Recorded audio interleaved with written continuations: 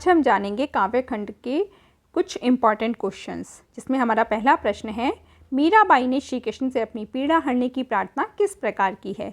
अपने शब्दों में लिखिए। तो मीराबाई श्री कृष्ण से अपनी पीड़ा हरने की विनती करते हुए कहती हैं। पीड़ा हरने का मतलब है कि किस प्रकार उनके दुखों को दूर करें भगवान।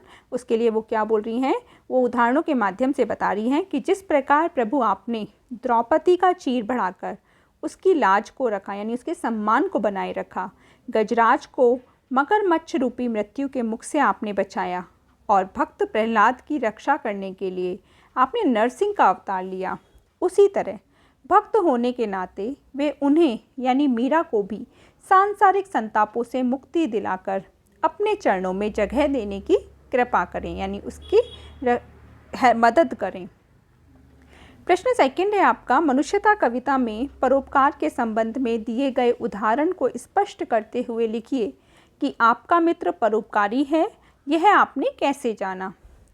तो क्या लिखेंगे आप किसी भी काव्य खंड में आप जब वो पाठ का प्रश्न आता है उसमें अगर आप कवि का नाम लिख देंगे स्टार्टिंग में ही, तो आपका इससे आंसर राइटिंग आपकी बहुत अच्छी मानी जाएगी, इम्प्रेसिव होगा, एग्जामिनर के ऊपर भी बहुत अच्छा इसका प्रभाव पड़ता है। तो आप इस चीज़ का विशेष ध्यान रखें। तो आप एक क्वेश्चन का आंसर ऐसे ही शुरू कीजिए कि उस कवि का नाम लिखते हुए कि कवि मैथिली शरण गुप्त जी ने मनुष्यता कविता में महर्षि दधीची, राजा रंतिदेव, गांधार के राजा उशीनर तथा कर्ण आदि के उदाहरणों द्वारा जीवन में परोपकार का महत्व दर्शाया है कि किस प्रकार कवि दधीची ने देवताओं की रक्षा के लिए और राक्षसों के वध के लिए अपनी अस्थियां दान में दी, जिससे कि उसका वज्र बनाया जा सके। राजा रंतिदेव ने स्वयं भूख से व्याकुल होते हुए भी अपने हाथ में पकड़ा हुआ भोजन का थाल भूखे व्यक्ति को दे दिया था। गांधार नरेश ने कबूतर की रक्षा के लिए अपने शरीर का मांस तक दान कर दिया था। कर्ण ने ब्राह्मण वेश में आए देवराज इंद्र को अपने शरीर का रक्षा कवच तक दान दे दिया था। ये सभी उदाहरण त्याग, निस्वार्थ भाव, सहानुभूति, सद्भाव, उदारता और करुणा को दर्शाते हैं।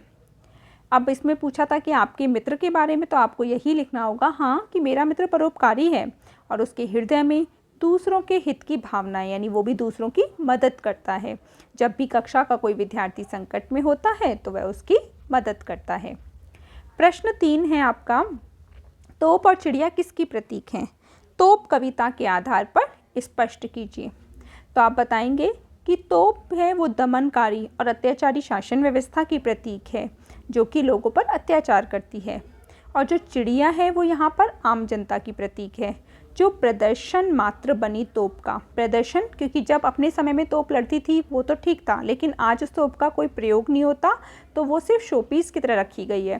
तो इसमें बताया गया है कि जो प्रदर्शन मात्र बनी तोप का उपहास उड़ाती हुई हमें बताती है कि अत्याचारी शासक और सत्ता का अंत एक ना एक दिन अवश्य होता है, अर्थात बल या जोर जबरदस्ती की नीति पर चलने वालों को जनता एक ना एक दिन अवश्य ही उखाड़ फेंकती है। उम्मीद है आपको मेरे इन 3 प्रश्नों से 3 पाठों के बारे में थोड़ी जानकारी मिली होगी, रिकॉल हुआ होगा आपको अपना पढ़ा हुआ, जो आपके लिए बहुत अच्छा रहेगा। धन्यवाद।